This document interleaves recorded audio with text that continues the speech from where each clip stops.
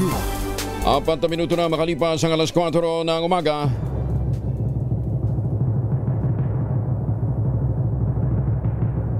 And the Golden Dove for Best Science and Technology Journalist goes to Angelo Palmones, DCRH. Ito na ang 28th KBP Golden Dove Awardee, Best Science and Technology Journalist, si Angelo Palmones sa Magandang Umaga, Pilipinas. DZRH, Magandang Umaga, Pilipinas, sa DZRH Radio, DZRH TV at DZRH Online. Kasama si Kuya Angelo Palmones. Magandang Umaga, Pilipinas. Unang araw tayo ngayon ng Oktubre, Miyerkules. Kasama pa rin natin ang buong radyo natin FM nationwide, ating mga action radio station sa Luzon, Visayas at Mindanao. 91.7 Ben FM Radio sa Cebu na mamaya mapapakinggan ho ninyo ang mga latest mula po sa may Medellin area. At 94.3 FM dyan po naman sa Jansan. Yan po ang ating mga DCRH News FM. Sa ulo po ng ating mga balita, Bogo City sa Cebu at mga kalapit na lalawigan na yanig ng magnitude 6.9 na lindol. So far, 5 na ang kumpirmadong patay. Pero sa pinakahuling ulat na ating tinanggap, na susunog pa rin ngayon ang SM Consolacion. Nag-collapse ang Shopwise Tunnel sa Mambaling. May bumagsak na ilang bahagi ng simbahan sa Daang Bantayan. Yung ilang mga establishmento sa may Mango area ay apektado rin. Regional highways heavily damaged. At ang Lapu-Lapu Bridge ay hindi po passable. Ilan lamang yan sa mga inisyal na mga impormasyong ihahatid natin. Pero antabayanan po ninyo at maya-maya lamang si Louie Reyes mula po dyan sa Ben FM Radio, ang ating DCRH News FM, ay magbibigay ng update sa may area po ng Daang Bantayan at Medellin. Si Mike Lacanlale naman at saka si Dodi Ladera ay nandyan ho sa may Cebu City. Tsunami warning ng PBOK sinalis na kasunod ng malakas na lindol sa Cebu. Problema ho natin, mukhang nagpapakita din ho ng aksyon si Taal. Relax lang ho ha. At mukhang talagang well-blessed. Talagang binibiyaya ng mga Pilipino ha. Pinapaalalahanan tayo na tao'y taong nilalang ng Panginoon at dapat hong manumbalik sa Kanya. Magandang Umaga, Pilipinas! Si dating Speaker Romualdez at nag-resign na si Congressman Saldico ipatatawag ng Senate Blue Ribbon Committee. Higit 35 million pesos na halaga ng smuggled goods na kumpiska ng Bureau of Customs sa nakalipas na 8 buwan. Yung pong mga kababayan nating domestic helpers dyan po sa Hong Kong, may 2% na wage hike. Bagong pasok na LPA, pumasok na sa Philippine Area of Responsibility, may medium risk na mag-develop bilang isang bagyo. Bagong balita, bagong impormasyon, kasama si Kuya Angelo Palmones. Magandang Umaga, Pilipinas! Sa detalye ng ating mga balita, pumasok na sa Philippine Area of Responsibility ang low pressure area at malaki ang tsansa nitong maging tropical depression sa susunod na 2 araw. Huling namataan ng Pag-asa ang naturang sama ng panahon sa layong 1,075 kilometro silangan ng southeastern Luzon. Ayon sa Pag-asa, ang LPA ang siyang magpapaulan sa northern at central Luzon, gayon din sa Metro Manila at mga kalapit na lalawigan simula bukas. Sa weekend, ang LPA ay inaasahang kikilos patungong West Philippine Sea na magpapaganda sa lagay ng panahon sa Luzon, ngunit asahan pa rin ang kalat-kalat na mga pagulan sa Ilocos Region at western part ng Central Luzon. Inimok ng Pag-asa ang publiko manatiling alerto sa mga posibleng pagbaha at landslide, epekto naman ng tinatawag na localized thunderstorm. Samantala, asahan din na magdadala ng mainit at na maalinsangang panahon ng easterly sa malaking bahagi ng bansa na may kasamang kalat-kalat na mga pagulan sa Calabarzon, Bicol, Mindoro, Marinduque, Romblon, Palawan at ilang bahagi ng Eastern Visayas. Niyanig ng magnitude 6.9 na lindol ang Cebu alas 9:59 kagabi. Ayon sa Philippine Institute of Volcanology and Seismology o PBOX, naitala ang sentro ng pagyanig 19 na kilometro sa silangan ng Bogo City sa Cebu.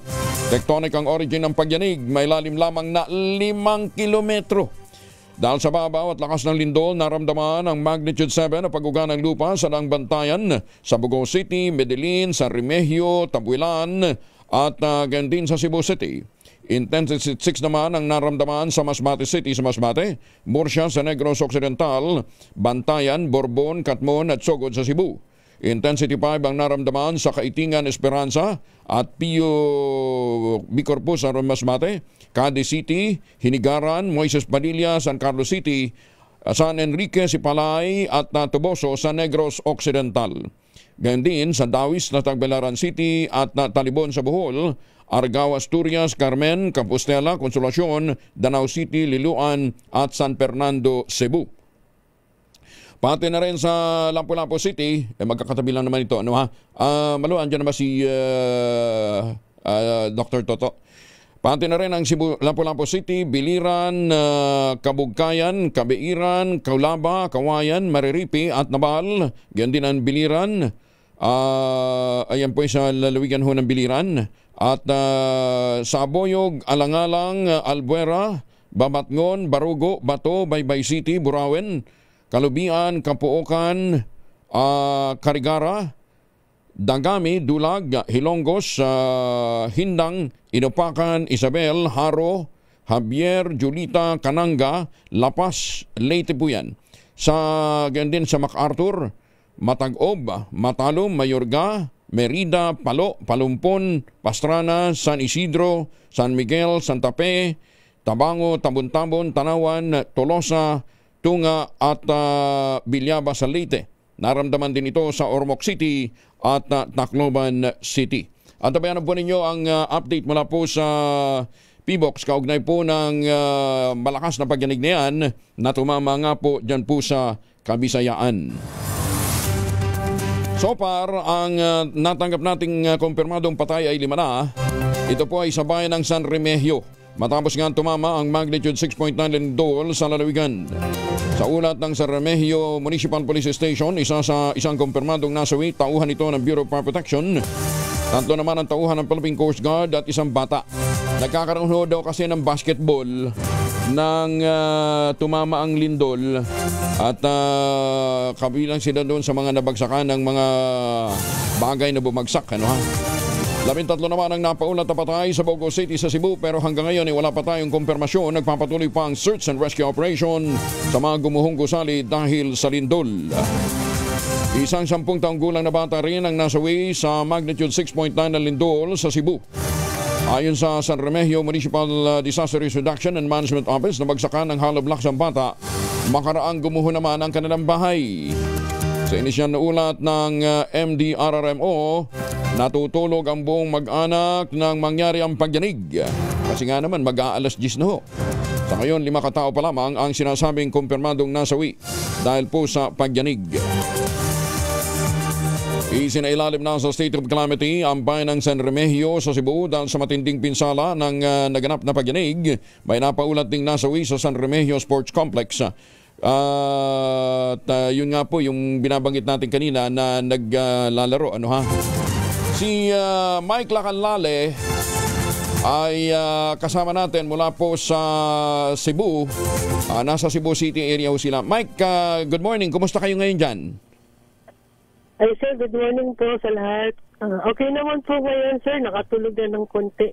Marami pang aftershock na nagaganap. Maraming aftershock ang inyong naramdaman, Mike. Hanggang anong oras? Sir. Hanggang anong oras? Hanggang alas 2 po ng madaling araw, sir. Hanggang alas 2 ng madaling araw, may mga aftershocks pa rin nararamdaman. Right now, nasaan ka ngayon, Mike? Nandito po kami sa, sir, sa New Star. Among i-check. Okay, kumusta ang sitwasyon dyan sa New Star? Kalmado naman po sila ngayon, sir.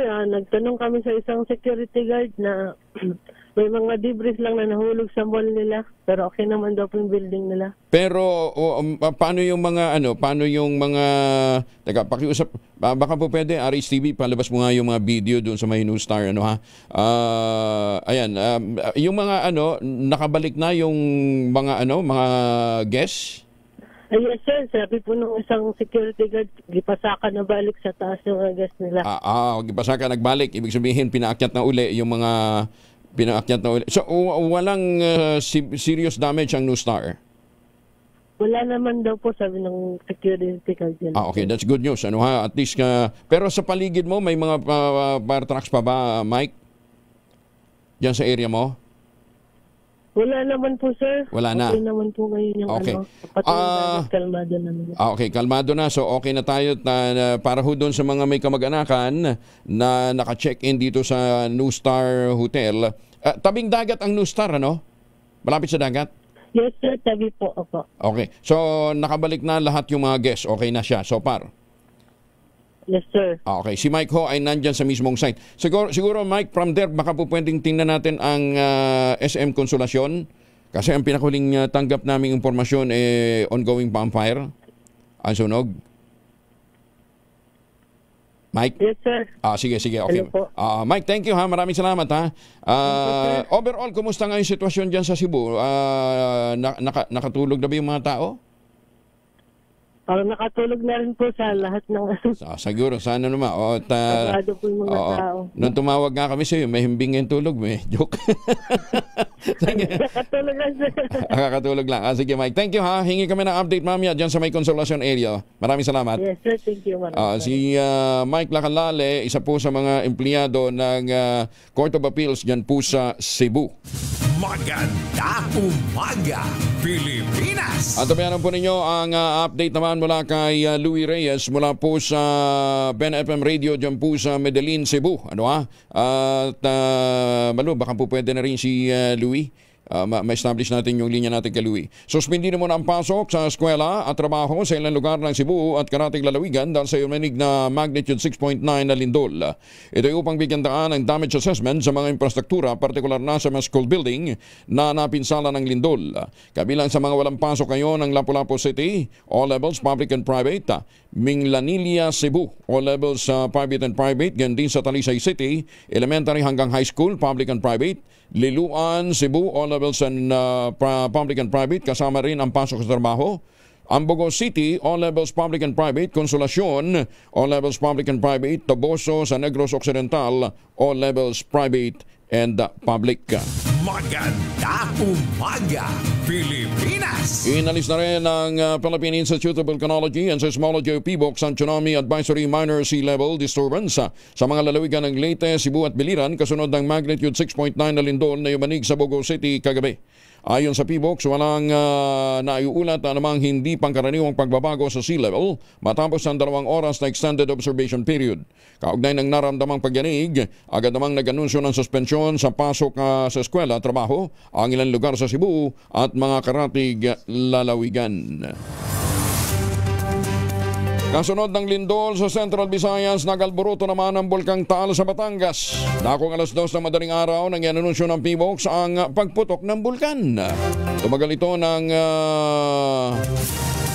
ilang minuto, bandang 2:15 at nananatili pa namang ang alert level ng babala ng Bagyong Taal, ng Bulkang Taal. Hindi, naka-hook up sa atin sila Louie ngayon eh. Louie, tumatawag na kami ha.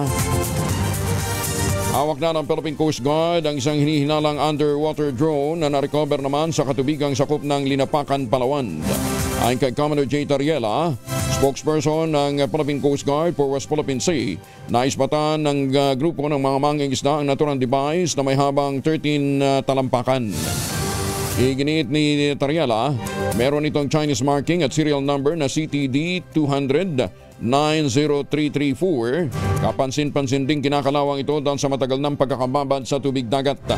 Sa ngayon ay nasa kustodiyan ito ng Philippine Coast Guard Station sa Linapakan at inaalam ang posibleng pinagmula ng nasabing device, operational history at ang potensyal na banta nito sa ating seguridad. 19 na minuto na makalipas ang alas 4 ng umaga. Oy mga mamis, po pwede pa rin ho tayo mag-laundry day today ha? Kunot no ka ba kapag makapit, madikit at malupit ang mantsa? All you need is Pride. At mapahirapan ang self-con sa Pride, easy at worry-free naman ang laundry. Sa triple stain away formula, tanggal ang matitinding mantsa based on test at chocolate, mud and sabon and cotton. Gawa po ito ng ACS. Isama ho natin sa ating panalangin ang kaligtasan ng ating mga kababayan dyan po sa naapektuhang lugar ng pagyanig sa Cebu. Magandang umaga, Pilipinas! Ay, magandang umaga sa mga Pilipino dyan po sa Hong Kong. Good news sa kanilang mga kaanak dito ha, dahil tumaas ng 2.2% ang buwan ng sweldo ng mga Pilipino domestic workers sa Hong Kong. Itong masayang binalita ng Department of Migrant Workers matapos lumagda ng employment contract sa mga Pinoy domestic helper kahapon. Nagdesisyon ng Hong Kong government na itaas ang monthly salary ng mga dayuhang domestic helper mula 4,990 Hong Kong dollars, katambas ito ng 37,000 pesos ha. Itinaas sa 5,100 Hong Kong dollars o katambas na ng 38,000 pesos. Mananatili naman ang food allowance sa 1,236 Hong Kong dollars para sa mga hindi binibigyan ng libreng pagkain ng kanilang mga employer. Ayon naman kay Migrant Worker Secretary Hans Leo Kakdak, mahigit sa 190,000 na mga Pilipino domestic helpers sa Hong Kong ang makikinabang sa wage adjustment. Bagong balita, bagong impormasyon. Kasama si Kuyang Angelo Palmones. Magandang umaga, Pilipinas! Halos 35 billion pesos na halaga ng smuggled goods ang nakumpiska na ng Bureau of Customs sa loob ng 8 buwan. Sa ulat ni Assistant Commissioner Vincent Philip Maronilla kay Customs Commissioner Ariel Nepomuceno, resulta ito ng kabuuang 633 operations ng ahensya mula Enero hanggang Agosto ng taong kasalukuyan. Pinakamalaking nakumpiska ng Bureau of Customs ang 20.16 billion pesos na halaga ng mga puslit na mga produkto, 4.78 billion pesos na halaga naman ng wildlife at natural resources, 4.6 billion halaga ng iligal na droga, sigarilyo, tobacco, 2.1 billion pesos na halaga naman ng vape products at 1.4 billion pesos na halaga ng mga peking produkto. Tuod pa rito ang 40 iligal na mga importer at customs brokers na binawian ng accreditation ng Bureau of Customs dahil sa mga paglabag sa trade law sa loob din ng 8 buwang operasyon ng kawanihan. 22 makalipas ang alas 4 na umaga, umana ng suporta ang Bureau of Customs mula sa Federation of Filipino-Chinese Chamber of Commerce and Industry Incorporated. Kaugnay ng ginagawang reforma tungo sa integridad, pananagutan at modernisasyon ng ahensya. Partikular na pinuri ng samahan ng liderato ni Commissioner Ariel Nepomuceno dahil sa kanyang mga hakbang gaya ng Anti-Conflict of Interest Policy, istriktong no-take policy at mahigpit na patakaran sa mga tauhan ng kawanihan ng adwana. Ayon kay Victor Lim, ang Pangulo ng Federation of Filipino Chamber of Commerce and Industry, sa harap ng mga isyong kinakaharap ng pamahalaan sa ngayon, maganda na may kagaya ni Commissioner Nepomuceno na pinangangalagaan ang integridad sa mabuting pamamahala at lumilikha ng competitive at business-friendly environment para sa mga negosyante. Nagpasalamat naman si Commissioner Nepomuceno sa tiwala at kumpiyansa ng business community sa ahensya at binigyan din ang reformang nais ng BOC ay hindi lamang para sa integridad nito kundi upang bumuo ng kapaligiran kung saan maaaring umunlad ang lehitimong kalakalan para masigurong ang Pilipinas ay mas magiging competitive, transparent at magiging destinasyon para sa pamumuhunan. Bagong balita, bagong impormasyon. Kasama si Kuyang Angelo Palmones. Magandang umaga, Pilipinas! 24 na makalipas ang alas 4 na umaga. Oy mga misis, ay may araw ba si Mr. pag-uwi galing ng trabaho? Abay dahil yan sa germs sa katawan nila para labanan ng amoy araw at amoy pawis, gumamit ng Shield Bath Soap regularly. Unbeatable ang Shield sa paglaban sa germs versus sa...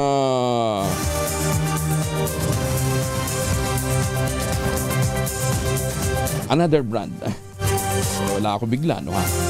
May Shea Butter pa ho ito ha, na pampalabot ng kuti sa presyong abot kaya 12.50 SRP. Kaya naman recommended ito ng Philippine Nurses Association. Kaya mga misis ay challenge nyo, subukan ng Shield Bath Soap. Galit sa sakit, may malasakit, sulit na sulit. Ito na muna ho, habang tayo nag-aantabay ng mga update kaugnay po ng nangyaring pagyanig dyan po sa Cebu. 5,000 ang nag-iintay na premyo sa Mahiwagang Tunog. Mahiwagang Tunog.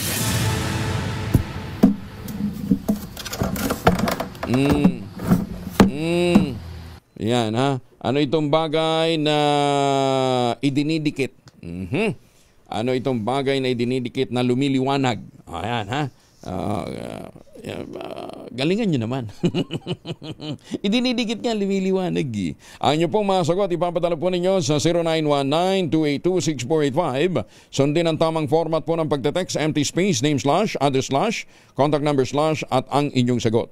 Isang beses lamang po maaaring mag-text sa ating text line gamit ang inyong mobile number. Sa mga sasagot online, kinakailangan meron po kayong sharer badge. Ayan ha, 5,000 po ang naghihintay na premyo sa ating Mahiwagang Tunog. Magandang umaga, Pilipinas! Central Visayas, nabulabog nga ng malakas na pagyanig. May update tayo mula kay Dodi Ladera. Dodi, good morning. Nabulabog naman ang buong Central Visayas region matapos ang malakas na pagyanig sa Cebu City. Sa ulat mula sa Philippine Institute of Volcanology and Seismology, naitalang isang lindol na may lakas na magnitude 6.7.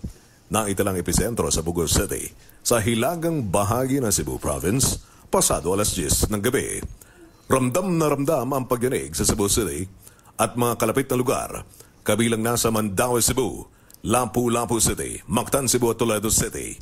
Naitala naman sa lalim ng 10 kilometro ang naturang lindol upang ito ay maging malakas at magdulot ng takot sa marami nating mga kababayan. Sa ginawang pagsusuri naman ng local government unit, nakapagtala ang lokal na pamahalaan ng ilang mga pinsala sa mga struktura. May napaulat ding mga nasirang gusali sa Bugos City at sa Cebu City proper. Sa kasalukuyan ng mga otoridad ay nagsasagawa na rin ng inspeksyon upang suriin ang lawak ng pinsala sa ibang mga lugar. Suspendido na rin ang klase sa lahat ng antas ng mga mag-aaral, mga pribado man o public schools. Ipinag-utos na rin ni Cebu City Mayor Nestor Archival ang emergency response teams na tiyakin ang kaligtasan ng mga lokal na mga residente. Report mula sa DYR Section Radyo Cebu. Dodi Ladera, una sa Pilipinas, una sa Pilipino. Magandang umaga, Pilipinas! Nakatulog na rin. Nakatulog yata si Louie Reyes. Ano ha? Louie, tumatawag na kami ha. At ano sa mga may importanteng lakad ngayong araw na ito, may dalawang formulation ng family alcohol na pwede natin pagpilian. Yung family 70% isopropyl alcohol, especially prepared for clinics, hospital, pharmacies, laboratories. Pero okay na okay din po yan sa mga households ha. Very effective po yan sa disinfection at sterilization. Ganyan na bagsik ng family 70% isopropyl alcohol. Maghapon man natin gamitin, no problem. Hindi po manunuyo ang ating mga kamay dahil meron po itong moisturizer. Yan namang mabangong family rubbing compound improved alcohol. Yan po yung mabangong isopropyl alcohol na ginagamit po ng mga masahista, mga barbero, mga doktor, mga nurse, mga kabadrona for sponge, bathing and other cleansing purposes. Family rubbing alcohol parang di siya reachable na sa mahabang panahon. Mabibili sa namang butik at convenience stores nationwide. Family rubbing alcohol, hindi lang pampamilya, pang sports pa. Doon sa mga emergency kit natin, lagi ho nating i-ready yan. At muli ang ating pong paalala sa ating pong mga magulang. Turuan po ang ating mga chikiting na gumamit ng whistle. Ilagay po ninyo yan sa kanilang, ako, lagi kong bitbit ito. Kahit natutulog ho ako, nasa bulsa ko. Pag walang bulsa, nasa ilalim ho ng kama. Ilalim ng kama, ilalim ng unan. Alam mo nyo, napaka-importante na meron ho tayong mindset ng preparedness. Inimok naman ng Department of Education ng Kongreso na gawing prioridad ang pag-amyenda sa mga batas hinggil sa edukasyon, kabilang ang school-based feeding and government assistance to students and teachers in private education o GASPE program. Ayon kay Education Secretary Saning Angara, mahalagang tiyakin na ang mga mag-aaral ay may sapat na nutrisyon, kalidad ng guro, ligtas na paaralan at pantay na oportunidad. Ilan sa mga miyendang tinutulak sa Kongreso ay ang pagpapalawig ng school-based feeding program, pagsama sa marginalized groups sa naturang inisyatiba at ang pagkakaroon ng central kitchen sa bawat school division office. Humihingi na rin ng suporta ng DepEd sa Classroom Building Acceleration Bill para mapabilis ang konstruksyon ng mga silid-aralan sa buong bansa. Giit ng kalihim, ang mga panukalang ito ay makatutulong para masiguro na walang kahit isang Pilipinong mag-aaral na maiiwan. Maganda umaga, Pilipinas! Top 1 most wanted person naman na may kasong murder, karnaping at illegal drugs. Patay sa inulunsad na police operation sa Raja Buayan, Maguindanao del Sur. Detalye ng balita mula kay Jun Di Makota, Aris 19. Assalamualaikum, Brother Jun. Alaykum assalam kayang Angel. Patay ang tinaguriang top 1 most wanted person na isa ring drug suspect at umano'y kabilang sa grupong Dawla Islami Hasan Group na target sa inilunsad na drug bypass operation sa interior na bahagi ng barangay Sapakan, Raja Buayan, Maguindanao del Sur. Ang naturang Joint Intelligence-Driven Bypass Operation ay nilunsad ng Raja Buayan MPS, PNP SAF Unit, Intel PNP Unit, Nika BARM in coordination with Isulan MPS, SKPPO at RID Pro 12 ay target ang isang top 1 regional most wanted person at top 1 most wanted person na Isulan Sultan Kudrat na kinilalang isang Muner Usman.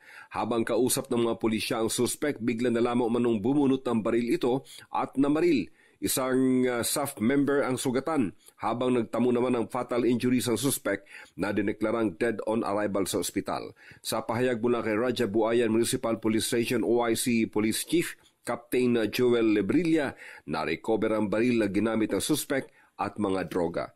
Mula sa Central Mindanao, RH19, Jun Di Makutak, DZRH, una sa Pilipinas, una sa Pilipino. Sukran Jun, maraming salamat. Samantala sa iba pang mabalita, suspect naman sa karnaping, arestado sa Digo City, sasakyan na Bawi. Detalye na balita mula sa Action Radio Davao mula kay Jun Soter. May buntag ni mo, Jun.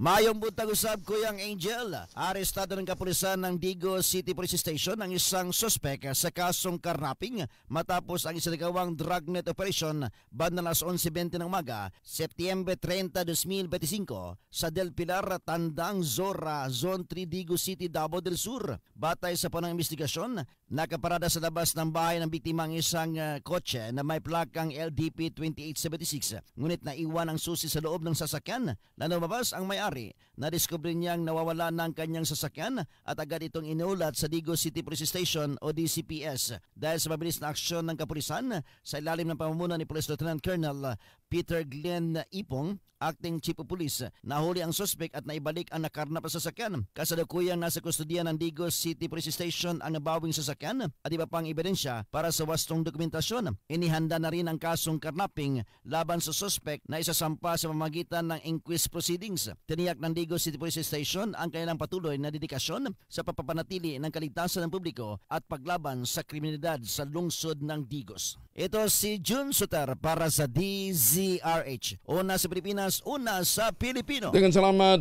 Jun Soter. Magandang umaga dyan po sa mga suki natin sa Calgary, Canada.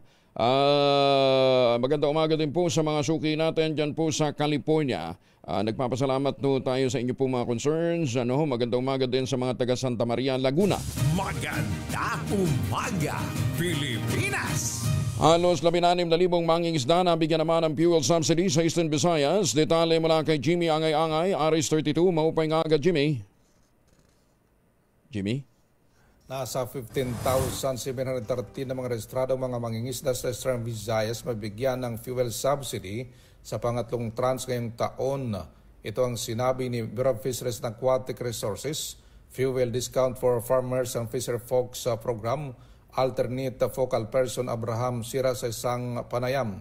Kada beneficiaryo makakatanggap ng tiga 3,000 pisong halaga ng gasolina, diesel na gamitin sa sakayan pandagat sa kabuuan na sa mahigit 47 milyong piso.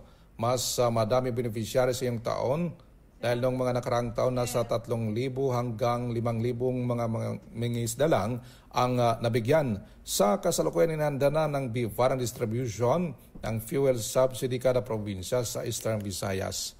Dito sa DYVL Action Radio Tacloban, ito si R32 Jimmy Angay-Angay para sa DZRH. una sa Pilipinas, una sa Pilipinas. Maraming salamat, Jimmy. Si Dr. Toto Bacolcol, kasama na natin, Direktor po ng PBOX. Direktor, magandang umaga po sa inyo. Yes, sir. Good morning din po sa inyo. Naka-idlip ka na ba? Kahit paano? Pasensya na ho. Bubulabugin ho namin ang inyong pagpapahinga. Pero kumusta ang Taal? Yung Taal kanina, meron tayong dalawang eruptions. Yung sa minor phreatomagmatic eruption. At yung isa naman ay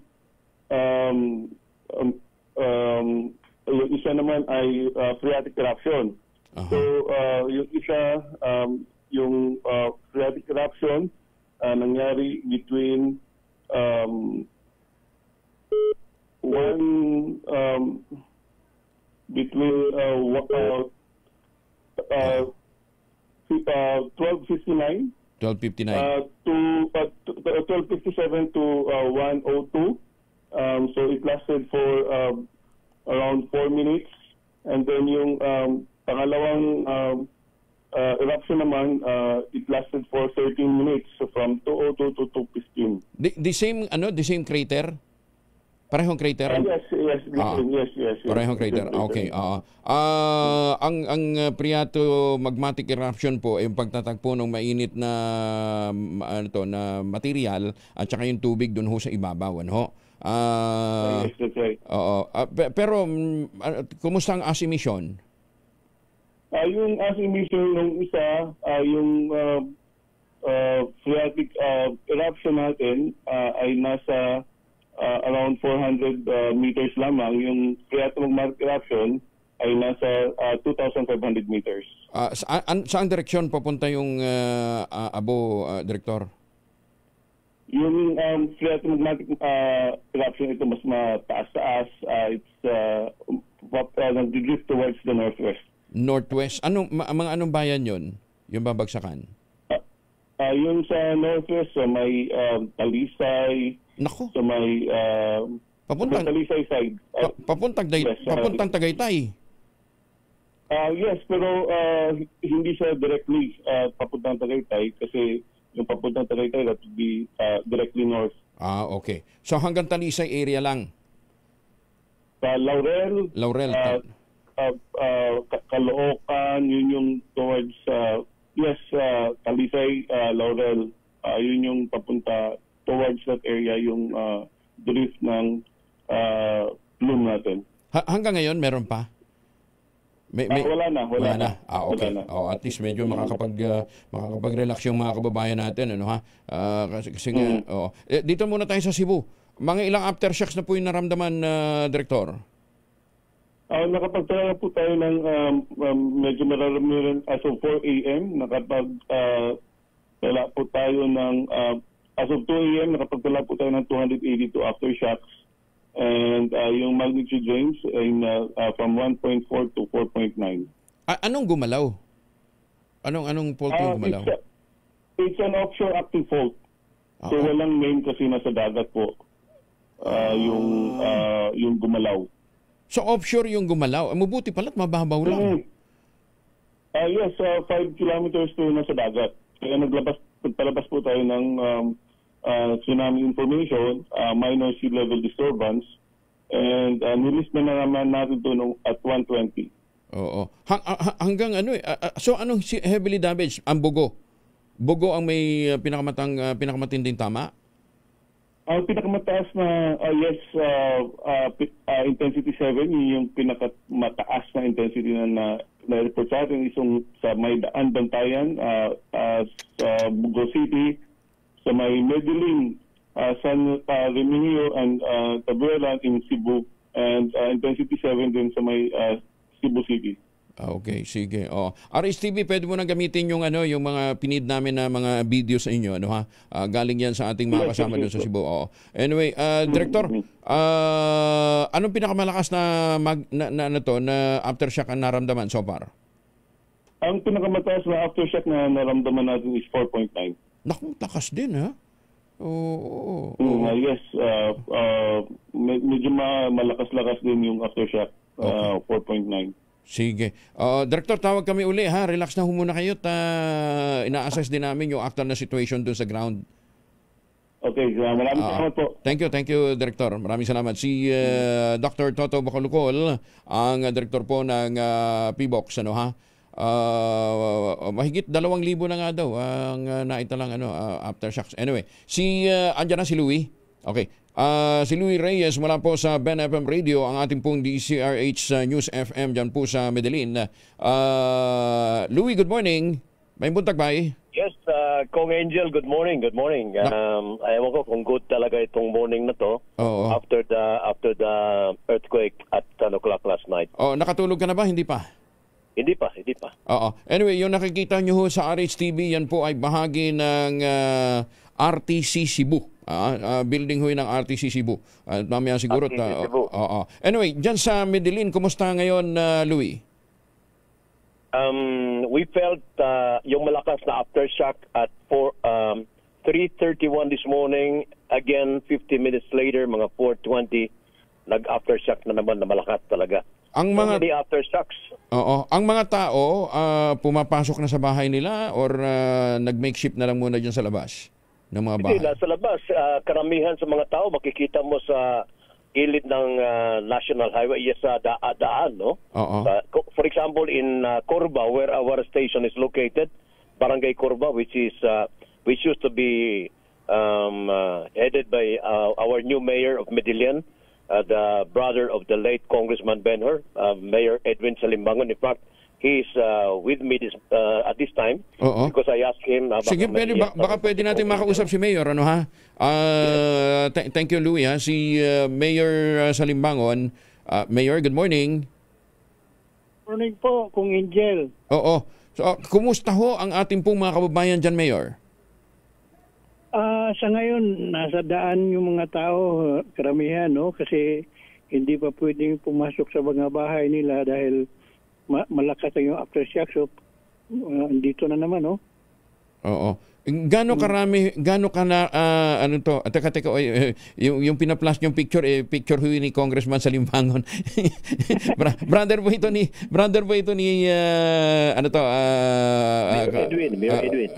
Mayor Edwin.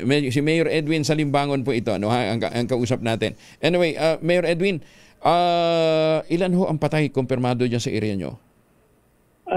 Sa ngayon po, 11 po yung kumpirmadong patay. 11. Pero hindi pa namin alam kung ilan talaga kasi sa isla medyo malakas din doon. No? At saka sa mga bundok, kasi walang signal masyado dito po. Kaya hindi ko pa alam lahat talaga kung ilan. Pero sa Medellin yung 11. Yes, sa Medellin po. Medellin pa lang, 11 na. Maraming nasa hospital ngayon. Wow. Yung mga nasugatan. Kumusta ho ang mga ospital natin? Kasi sabi nyo, hindi pa pwede pumasok sa loob. Ganito po, yung hospital siyempre meron din silang damage, kaya yung mga pasyente nasa labas. Nako. Naghingi nga sa akin ng naghiram ng tent dahil yung kaibigan ko doon na bagong panganak lang yung anak niya, nasa labas sila eh. Wow. Pero may kuryente naman? Wala, hindi po pwedeng may kuryente kasi delikado. Kahit generator, wala? Wala. Yung mga solar lights lang sa daan, yung iba nakailaw pero hindi pa pwede kasi ma-on yung yung electric kasi marami pang mga natumbang mga poste. Naku. Delikado. So puro emergency light lang ang nagagamit natin. Nakikinig si Secretary Vince Dizon. Secretary Vince, ito yung kailangan yatang tugunan kaagad, ano ha? Bagay, liliwanag. Hayag na ba rin ron? Mag-alas 5 naman, Mayor. Ngit-ngit pa akong. Ngit-ngit nga po. Umaambon pa. Naku. Umaambon. Kaya kinakailangan talaga. Anyway, nakikipag-coordinate na rin kami sa OCD para mapabilis natin yung pag-responde dyan. Gaano kalayo kayo from Cebu City, Mayor? About 113 kilometers po. 113 kilometers? 113. Kilometers. Ayan, oo. Kilometers siya. Oo. At saka patungo na rito ang gobernador din namin, si Gobernador Pam. Okay. 4. Oo. Pakimaintain lang. Anyway, si Louie, tututok na lang siguro sa inyo dyan, Mayor, for immediate coordination, ano ha? Para kung ano po pwedeng magawa natin. But ang nag-message na rin ang Office of the President through the Presidential Communication Office, nakamonitor sila sa sitwasyon. Anong gusto nyo daw iparating sa kanila, Mayor? Sana mayroon maraming tubig kasi ang nangyari dito ngayon, 4 na malalaking tangke natumba. So, problema yan dito ngayon, ang tubig. Tubig na inumin. Tubig na inumin. Okay. Pero lahat ng ospital naman natin, bagamat hindi sila makapasok, functional, yung mga equipment na ilabas naman, Mayor? Actually, kulang po ang mga doctors dito kong at saka nurses, no? Kaya nag-request kami kay Governor na kung pwede madagdagan yung mga doctors para at least matulungan yung mga nasugatan. Oo. So para sa record ho ninyo, ilan ho yung naiulat na nasugatan? Hindi pa sigurado po kasi yung iba dinala diretso, wala pang record sa nakarating sa akin. Kasi pabilisan sa paghatid Oo, pero ilang oras na ho, no? Magpipitong oras na yung ating mga kababayan nandiyan sa labas, lalong-lalo na yung mga nanggaling sa loob ng mga ospital. Yeah, ang hirap kasi dito, ang signal po, medyo masama ang signal dahil walang walang kuryente. Oo nga oo. Anyway, ito, nag-message na rin sa atin ng Globe. Ayun, may mga reinforcement na rin daw silang gagawin as soon as possible time, Mayor. Anyway, Mayor, basta si Louie, tutukan na lang muna dyan, para for immediate coordination. Any moment na meron kang gustong iparating dito, nabukas ang mga linya para ma-coordinate natin, ha? Mayor, amping Mayor, ha? Di ka pwede magkasakit ron. Ayan, oo. Tama. Oo. Salamat po. Kailanganin ka ng mga tao natin dyan, ating mga kababayan dyan. Oo. Totoo yan. Walang tulog yan. Okay. Pero ang ating, ang station natin, gumagana naman. Naka-on air? No, it's not. Naka-air? Hindi pa? Walang kuryente. Pati generator. Sige. Okay. Sige. Anyway, gamitin nating linya for communication dito sa Manila, Mayor. Si Louie, patutukin na muna namin diyan sa inyo si Louie para kung ano man yung mensahe gusto niyo iparating sa pamahalaan, sa national government, agad nating matugunan, at iba pang mga concerned agencies. In the meantime, Mayor, amping ingat diyan. Louie. Salamat. Louie. Yes, Kong Angel, regarding the station, malaki ang damage ng ating console, sa mga computers natin, lahat damage, grabe ang damage. But one good thing here is yung transmitter natin, okay rin naman. Ang pinaka-concern ko ngayon, Kong Angel, ang ating tower dahil alam mo, kaya nga I asked someone here to conduct an initial inspection sa mga natin, yung mga wire, yung mga guy wire. Oo. So hanggang mula kagabi hanggang sa mga oras na ito talagang blackout pa, ha? Yes, yes, total blackout. Mabuti kung tatagal, makalahutay unta ng atong mga generator diyan. Problema natin, supply din ng Sige, Louie, thank you, ha? Wala sa gasoline station nga available. Ang diri sa Medellin, it's only Medellin we're talking about, but in Bugo, San Remigio, and other towns, neighboring towns, talagang maraming casualties doon. Oo. Lou, baka po pwede mag-message magbigay ka rin sa akin ng mga numero na po pwede nating matawagan dyan sa area ng Bugo, para malaman natin yung actual na situation sa ground, ha? Oo. Kasi si Atoy, si Don Atoy hindi sumasagot kanina pa namin tinatawagan. Alam ko nasa may bandang daang bantayan siya. Anyway, Louie, thank you, ha. Ingat dyan, tawag lang kami, ha. Please keep your line open. Salamat.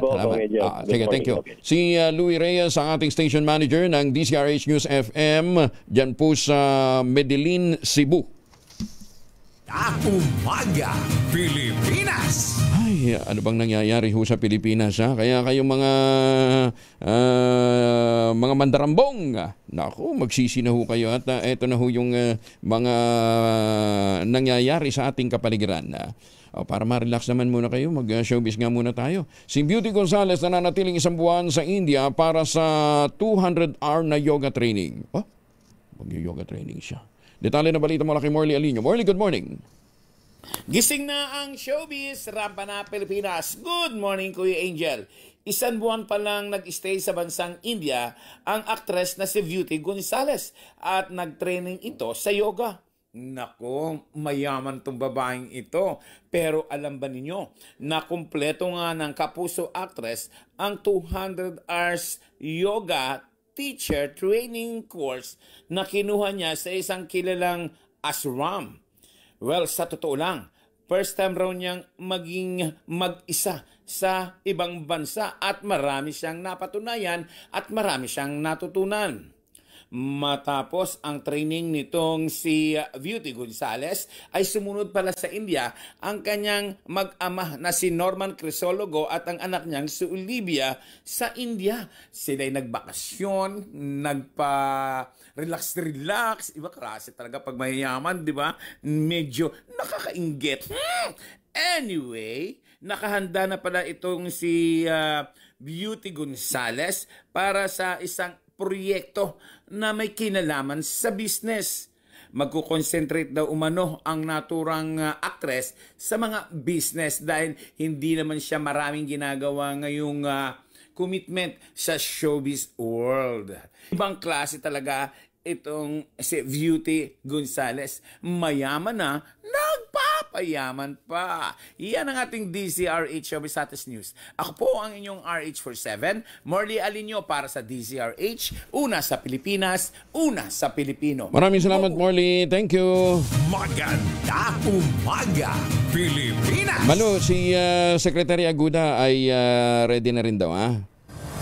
Baka po pwede natin matawagan ang secretary na ay at saka yung yung DICT nga. DICT.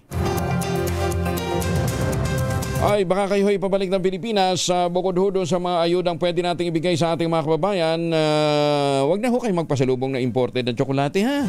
Meron ho tayong tangerine chocolate. Yan po ay produkto ng mga magniniyog ng mga magsasaka dyan po sa lalawigan ng Quezon sa tulong po ni Dr. Helen Tan. Yung po mga planting material ng kakao galing Davao, hinakot po yan para maitanim sa ilalim po ng mga nyugan. Kaya ngayon nagpo-produce na ho sila ng kalidad na kakao beans, pinoprocess para maging tangerine chocolate. Available sa 0919-095-5935. Ang tangerine chocolate po ay may mahigit 10 variants ng mga raw material ay galing din po sa ani ng ating mga magsasaka. Sabi nga po ni Dr. Helen Tan, sino bang magmamalasakit sa Pilipino kundi ang kapwa Pilipino? Kaya sa bawat tangkilik natin ng tangerine chocolate, pinalalakas natin ang loob ng ating mga magsasaka, pinalalakas natin ang ating lokal na ekonomiya. Tangerine chocolate 100% gawang lokal, but taste and looks global. Tinulungan po ito ng DOST at ng DTI. Tangerine chocolate 100% gawang atin. Kaya sabi po ni Dr. Helen Tan, sana ating tangkilikin. 5 taong gulang na batang lalaki nalunod sa Pasil, Kalinga. Search and rescue operation inilunsad. Detalye na balita mula kay Romy Gonzales sa RH41 ay Bagdabigat, Romy. Naglunsad ng search and rescue operation ang iba't ibang rescue teams para hanapin ang 5 taong gulang na batang lalaki na iniulat na nalunod kahapon sa Pasil, Kalinga. Batay sa report, ang biktima at ang 8 taong gulang na kaibigan nito ay nagtungo sa Pasil River sa Cagalwan pasado alas 9 ng umaga kahapon. At habang naliligaw ang biktima ay tinangay na malakas na agos ng tubig. Yan ang huling sandali nang siya'y magisnan. Kaya naka-alerto ang mga otoridad sa naturang insidente at naglunsad ang search and rescue operation para hanapin ang biktima. Nag-responde rin ang Municipal Disaster Risk Reduction and Management Council at Municipal Health Unit ng Pasil at hiniling din ang tulong ng Kalinga Provincial Disaster Risk Reduction and Management Office at Tawag City Disaster Risk Reduction and Management Office. Inutasan ni Governor James Duba ang PDRMO na tumulong sa rescue efforts pati ang mga iba't ibang barangay sa kahaba ng Chico River sa Tabuk City ay natasan din ang na bantayan ang ilog para mahanap ang nalunod na bata. Ito si RA41 Romy Gonzalez para sa DZRH, una sa Pilipinas, una sa Pilipino. Salamat Romy, Diyos na Gina. Higit 150,000 pesos dalaga ng shabu na kumpiska naman sa Pangasinan. Isang linggong anti-drug operation pala ito ng PNP. Detalye na balita mula kay Freddy Pajardo, RH38. Masantos siya kabasan at tsakamin sa ating mga kababayan dyan sa Pangasinan, Freddy. Masanto siya kabusan, Kuyang Angel. Batay sa accomplishment report ng Pangasinan PNP na pinamumunuan ni Provincial Director Colonel Arbil Mercolio, mula September 19 hanggang 25 nakakumpiska ng humigit kumulang na 22.20 gram ng shabu na may halagang 150,996 pesos and 80 centavos sa kanilang isinagawang 32 anti-drug operation na nagresulta ng pagka-aresto ng 38 drug suspect at 2 nag-surrender. Samantala, sa mga wanted person, may 7 most wanted person at 33 other wanted person ang naaresto, at sa Los Firearms ay nakapagsagawa ng 6 na operasyon na nagresulta ng pagka-aresto sa 6 na individual at pagkasamsam sa 7 iba't ibang uri ng baril. Mula sa Action Radio Pangasinan, ito si Freddy Pajardo, RH38, tag-uulat para sa DZRH, una sa Pilipinas, una sa Pilipinas. Maraming salamat, Freddy. Ay, happy birthday pala ngayon kay Let Narciso, ha? Birthday ni Let, kaya pala may pa-breakfast ngayong maga, ha? At saka si Secretary Benny Laguesma ng Department of Labor. October 3 pa, advance lang, oo. Congratulations muna kay Dr. Rohel Marie Sese. Ito po naman ay kinilala sa Breakthrough Innovator ng Davao Startup Ecosystem Awards Night na katanggap ito ng Breakthrough Innovator Award. Congratulations sa Dr. Mara. Ito po ay dahil sa pagkilala sa unwavering commitment ni Dr. Sese sa pag-advance ng innovation, empowering startups at building stronger entrepreneurial ecosystem in Davao and beyond. Siya po ay isa ho sa mga head ng head yata ng aeronautical aerospace engineering diyan po sa Ateneo de Davao University. Maganda umaga, Pilipinas! Nako, oo. Kinakailangan talaga natin ng ultabayo, ano ha? Oras na para tayo po ay mag-ultabayo, 4 na minuto bago po alas 5 ng umaga. Ano nga bang ultabayo? Ang ultabayo po ay postbiotic with Lactococcus lactis strain plasma. Ito po ay dumaan sa mahabang clinical trial sa Japan. Ha? Hindi po testimonial, hindi po kwentong kutsero, kundi human clinical trial. Ang bawat kapsula ng ultabayo ay nagtataglay ng 50 billion cells ng Lactococcus lactis strain plasma. Kaya po napaka-potent nito na pagpasok po sa ating sistema, sa ating katawan, ina-activate nga po yung PDC, yung plasmacytoid dendritic cell. Yan po yung tinatawag na commander ng ating immune system na madalubhasa, responsable sa pagtataboy ng mga toksin sa ating katawan habang tayo po ay natutulog. Kaya't bumabalik po ang lakas ng ating immunity. Nakatutulong ang ultamayo para ma-achieve natin ang magandang tulog. Siyempre, pagka magandang tulog, nalalabanan natin ang puyat, pagod at stress. Yun daw pong umaabot tayo dun sa stage na REM 4. Ayan, stage 4 ng tulog. Para ma-relax na lang natin ang ating katawan.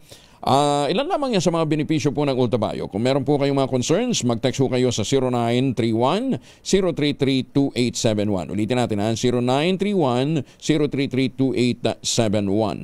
Ang Ultabayo po ay rehistrado sa Food and Drug Administration, halal certified. Available po ito sa Southstar Drug, Mercury Drug, HB1 Pharmacy, John's Pharmacy, Amesco Drug at Curamed. Pero wag natin kalimutan, Yan pong ating good news. Pagka kayo po ay bumili ng isang box ng Ultabayo Postbiotic 30 capsules sa 5 Mercury Drug Store sa buong bansa, abay makakakuha kayo ng free 100 pesos Mercury Drug gift certificate. Promo runs from August 1, 2025 to July 31, 2026 only. Per DOH FDA CFRR permit number 0981-0/2025, mahalagang paalala, ang Ultabayo ay hindi gamot at hindi dapat gamitin panggamot sa anumang uri ng sakit. Maganda umaga, Pilipinas! Naitalang pinsala naman sa agrikultura sa Northern Samar ng Bagyong Opong, pumalo na sa mahigit 2 milyon. Detalye na balita mula kay Jane Galit Bantayan, RH34, Jane Maybutag. Ayon sa Information Office ng Provincial Government ng Northern Samar, nakapagdala lamang ng mahigit 2 milyon na pinsala sa agrikultura ang lalawigan ng Northern Samar dahil sa Bagyong Upong. Ito ay initial damage report pa lamang. Hindi pa kasali sa nasabing halaga ang naitalang pinsala sa mga bayan na napuruhan na nasabing bagyo ang Alan Municipalities ng San Antonio at San Vicente at waiting pa ang PDRMO sa kanilang damage assessment report. Una lang sinabi ni Governor Harrison Chuan na minimal lamang ang pinsala sa lalawigan na nasabing bagyo na si Opong kung saan wala ito ganong nag-iipikto sa maraming bayan sa Northern Samar sa kabila ng anunsyo na tatama ng malakas ang bagyo sa buong lalawigan. Itinaas sa Storm Signal number 4 ang buong probinsya. Samantala, kinumpirma naman ng DPWH 1st Second District ng Northern Samar na wala silang naitala na pagkasira ng tulay at mga kalsada. Mula sa Aksyon Radyo Katarman, RH34 Jane Galit Bantayan ng DZRH. Una sa Pilipinas, una sa Pilipino. Dagang salamat, Jane Galit Bantayan. Malu, pwede mo tawagan ulit si Mike. May update tayo sa SM Consolacion. So far, okay naman na daw doon, pero mas magandang manggaling sa kanya. Ha? Bangga ng passenger jeep at tricycle, 4 ang sugatan, kabilang 2 menor de edad sa Maribeles, Bataan. Detalye na balita mula kay Danny Kumilang, RH37. Danny, good morning. 4 ang natalang sugatan sa salpukan ng isang passenger jeep at tricycle sa kahabaan ng National Road, Barangay Malaya, Maribeles, Bataan. Sa ulat ng Maribeles Pay, pinaganap ang aksidente 12:40 ng tanghali. Lumabas sa investigasyon, minamaneho ng isang 69 anyos ang isang passenger jeep na residente itong driver ng Barangay Malaya, Maribeles, habang ang tricycle na may sakay na 3 individual, kabilang dito ang 2 minor de edad, ay minamaneho naman ito na 46 anyos na residente ng Barangay Kamaya, Maribeles. Pagsapit umano sa lugar kung saan naganap ang aksidente, hindi napansin ng driver ng tricycle ang paparating na jeep at bumangga ito sa gilid ng jeep. Dahil dito nagtamo ng mga sugat sa katawan ang mga sakay ng tricycle na agad silang isinugod sa Maribeles Rescue Medic sa Maribeles District Hospital. Pareho namang nagtamo ng pinsala ang 2 sasakyan habang patuloy pa rin ang investigasyon sa naturang insidente. Danny Kubilang, RH37, DCRH, una sa Pilipinas, una sa Pilipino. Maraming salamat, Danny. May paaba kay kayungan sa ating mga kababayan dyan po naman sa Pampanga. Pagsasayos naman ng airport na gagawing prioridad upang hindi bumagsak ang tourist arrivals. Ayon po kay Senator Mig Zubiri, detalye na balita mula kay Raymond Dadpa sa RH28. Raymond, good morning. Nagbabala si Senate Majority Leader Juan Miguel Mig Zubiri na lalo pang babagsak ang tourist arrival ng bansa kung hindi gawing prioridad ang pagsasayos sa mga airport at seaports. Sa hearing ng Senate Finance Committee sa budget ng Department of Transportation o DOTR, inirekomenda ni Zubiri ang pagtatayo at pagsasayos sa mga airport sa mga prime tourist destination sa bansa. Kabilang dito ang Camiguin, Siargao, Coron at El Nido airports. Giit ng senador, mahalaga na gawing 2,000 meters ang runways na nasabing mga lugar para maaring mag-land ang mga A320 na eroplano. Naniniwala si Zubiri na ayaw ng mga turista ang masigit sa 2 beses na sumasakay ng eroplano. Dapat ay limitado lamang ito sa 2 flight. Isa patungo ng Maynila mula sa pinanggalingan nilang bansa at mula sa Maynila, diretso na sa kanilang destinasyon. Nakadagdag pa ang ginawang pagbabawal ng new NAIA Management Corporation sa mga turboprop na eroplano at doon lahat sila sa Clark Airport. Panawagan ni Zubiri magtulungan ng lahat ng ahensya ng gobyerno para maisaayos ang ating mga airports at seaports dahil mismong ang Department of Finance ang nagsabi na bumabagsak ng ating tourist arrivals. Narito si Senate Majority Leader Juan Miguel Zubiri. You can see it in the numbers. Sila mismo, Senate Secretary Ralph, told us the tourism numbers are declining. So we just have to think out of the box and we have to think progressively. Kasi kung hindi, I've been saying this, bukang bibig ko po, pasensya na lang, ako po yung naging broken record. Sayang yung tourism. It's a low-lying fruit. I don't know why we can't propose to increase the tourism arrivals without the creation of these new airports, the repair of these old airports. Wala po mangyayari sa atin. Yun. Ito si RH28 Raymond Dadpas para sa DZRH, una sa Pilipinas, una sa Pilipinas. Maraming salamat, Raymond. Maganda umaga, Pilipinas! Ito, hindi masyadong nababalita, ano ha? Balita muna sa ibang dagat, nagdesisyon si Madagascar President Andry Rajoelina. Buwagin na ang kanyang gobyerno kasunod ng malawakang protesta na nagresulta ng pagkamatay ng hindi bababa sa 22 katao. Ang huling nabalitaan lang natin yung sa Nepal, pero ganun din ho pala yung problema sa Madagascar. Sa televised national address, inanunsyo ni President Rajoelina ang pagtanggal kay Madagascar Prime Minister Christian Ncay at ang buong gabinete.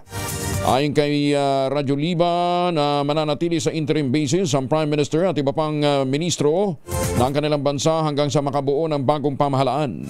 Binigyan naman ng 3 araw na palugit ang mga nagnanais na mag-apply bilang Prime Minister.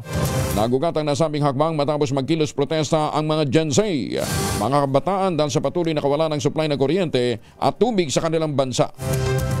Yun ang kanilang nireklamo, wala silang kuryente, tubig. Kasabay nito, humingi ng paumanhin si President Rajoelina sa mga residente ng kanilang bansa, tiniyak na tutugunan ang kanilang hinaing. Una nang sinibak sa pwesto ni Rajoelina ang sekretary ng kanilang Department of Energy bilang bahagi ng hakbang upang matugunan ang mga problema sa sektor ng enerhiya. Maganda umaga, Pilipinas! Mike, sandali lang ha, dahil si Rhea Torres ng Pag-asa kasama na natin. Ma'am Rhea, good morning. Good morning po, good morning sa ating mga tagapakinig. Sa maging lagay po ng panahon natin ngayong araw, sa kasalukuyan po ay may minomonitor tayong low pressure area na nasa loob po ng ating Philippine Area of Responsibility. Kanina, stress ng umaga, huli po itong namataan mahigit 1,000 kilometro, silangan po ng southeastern Luzon at sa ngayon po wala pa po itong direktang epekto sa anong bahagi ng ating bansa.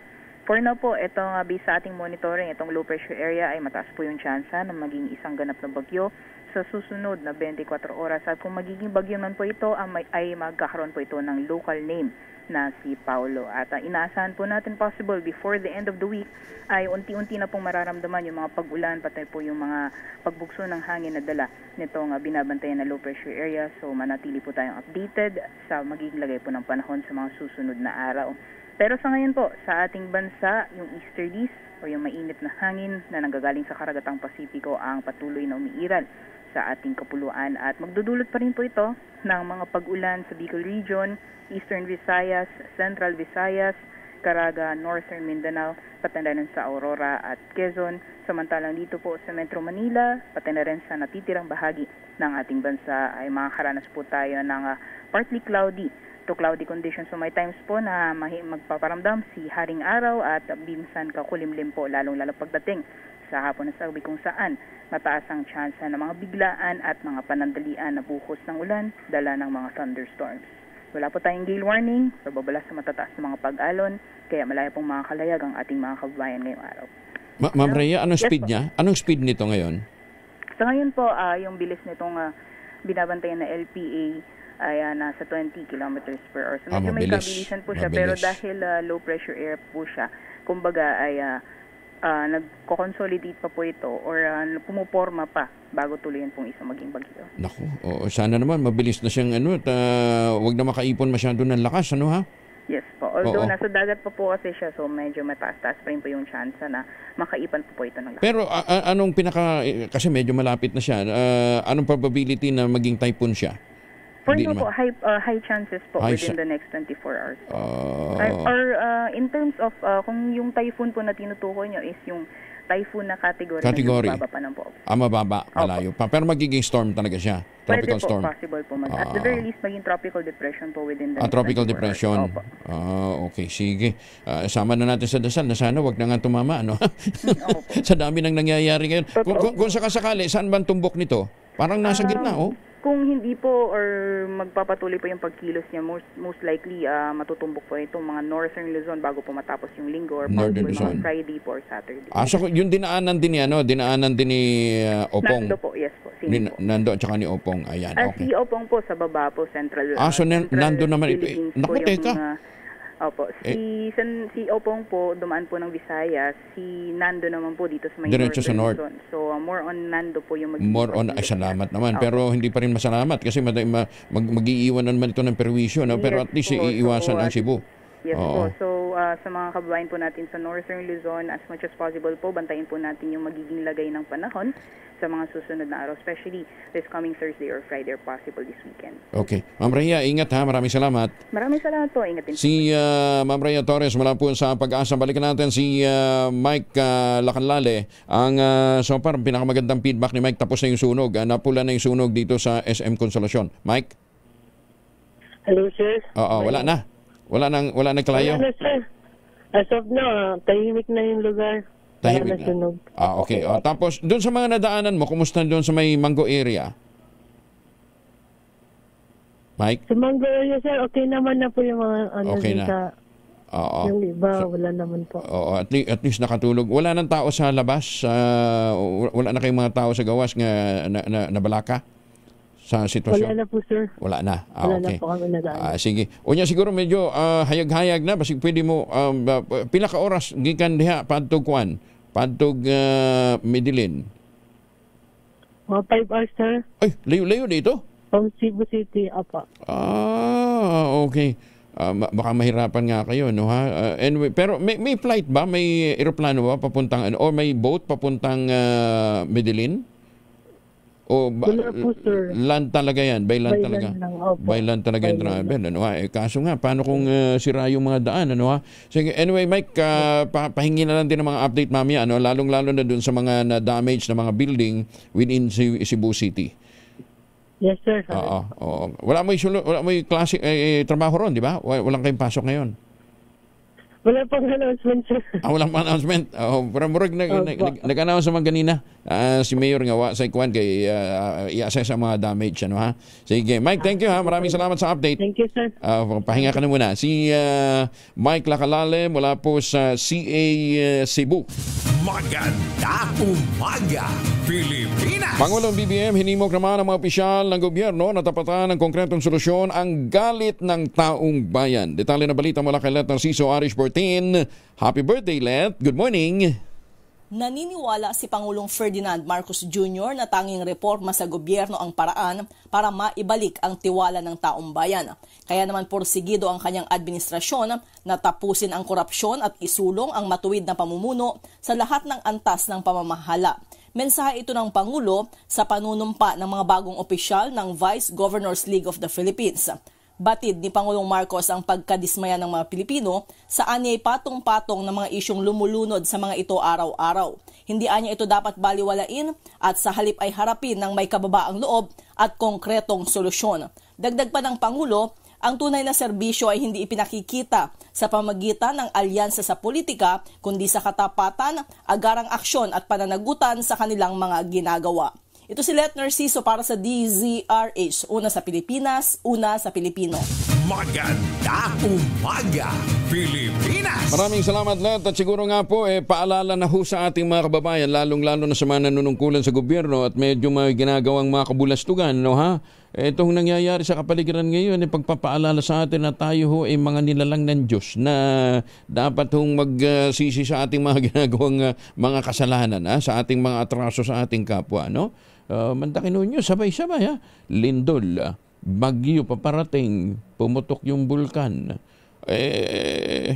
Baka naman po pwede, siguro doon ho sa mga gumagawa ng mga, nag-iisip na gumawa ng mga kalokohan dyan, o nakagawa na ng kalokohan, baka pagkakataon to, bayan naman, ano ha? Ang ating pong isipin, ano? Ay, sus, may Ginoo, kuminsan talaga, ang hirap isipin na ganito na yung sitwasyon natin, nasasadlak na tayo sa kabilat ka ng mga problema, nagagawa pang manggulang o magsamantala ng ilan sa ating mga kababayan. Ayan, ha? Ay, magandang umaga ho sa mga taga-BIR, sa mga taga-Bureau of Internal Revenue, ha? Lalong-lalo na yung mga RAP, Run Against Fake Transaction. Yung naghahabol ko sa mga ghost receipts. Magkano naman kinita nyo? Mr. President, baka po pwede, pakasilip din ho ito, no ha? Magandang umaga ho yung mga, tataka lang talaga tayo, bakit gumagamit ng bulletproof ng mga sasakyan yung kanilang mga opisyal? Merong isa pa, 3 ang bulletproof na sasakyan ginagamit. Magkano sweldo nito? Para tustusan yung paggamit niya ng mabigat yun Di siyempre, mas mataas ang gamit ng konsumo nun sa ng gasolina, Meron pang isa, abalang-abala daw sa pangungulekta ng koleksyon sa ghost receipt pero hindi na pupunta sa gobyerno kasi may pinagagawang bahay. Good morning, Ryan. Maganda umaga, Pilipinas. Gusto ko nang banggitin ang mga pangalan nyo kaya lang banggitin na natin. Baka naman mabigyan ho na matinding kahihiyan yung mga pamilya nyo eh. Diba? Kaya Ay, Pinong. Miguel, kumusta ka?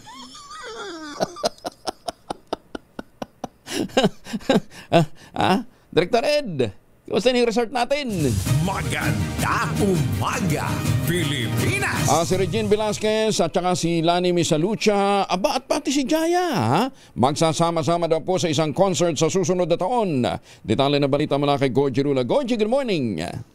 May pasabog ang 3 diva sa susunod na taon. Yan ang ating abangan dahil ngayon pa lamang ay pinag-uusapan na ang gagawing concert na pagsasamahan ni Regine Velasquez, Lani Misalucha at Jaya.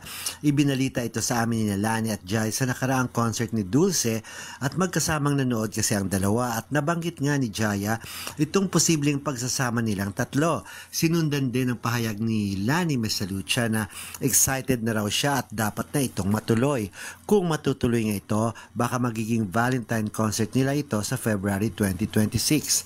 Sa Texas na nakabase, itong si Jaya at si Lani Misalucha naman ay nasa Las Vegas. Pumupunta lamang sila dito kapag may gagawing show o racket. Kaya inaasahan na ngayon na lahat na ay makakabalik sila para matuloy na itong binubuong concert na pagsasamahan nilang 3.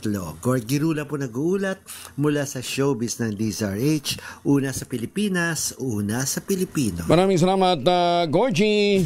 Maganda umaga, Pilipinas. Baka meron kayong mga importanteng lakad, huwag kalimutan, magbaon ng proteksyon laban sa mikrobyo. May 2 formulation ng family alcohol na pwede nating pagpilian. Yung family 70% isopropyl alcohol, especially prepared for clinics, hospital, pharmacies, laboratories, pero okay na okay din po yan sa ating pong mga household, sa ating mga emergency kit. Very effective yan sa disinfection at sterilization. Ganyan na bagsik ng family, 70% isopropyl alcohol. Maghapon man natin gamitin, no problem. Hindi po manunuyo ang ating mga kamay dahil meron po itong moisturizer. Yun namang mabangong family rubbing compound improved alcohol. Yun po yung mabangong isopropyl alcohol na ginagamit po ng mga masaista, mga barbero, mga doktor, mga nurse, mga kumadrona for sponge baiting and other cleansing purposes. Family rubbing alcohol para DCRH buk na sa mahabang panahon. Mabibili sa namang butik at convenience stores nationwide. Family rubbing alcohol hindi lang pampamilya, pang sports pa. Oxygen Marie, ang oras sa buong Kapuluan, 5:60 na. Maganda umaga, Pilipinas. Sama si Kuyang Angelo Palmones. Magandang umaga, Pilipinas. 5:22 ang oras sa buong Kapuluan. Muli, nakikiusap po tayo. Idamay ho natin sa ating dasal ang ating mga kababayan dyan po sa Cebu Province.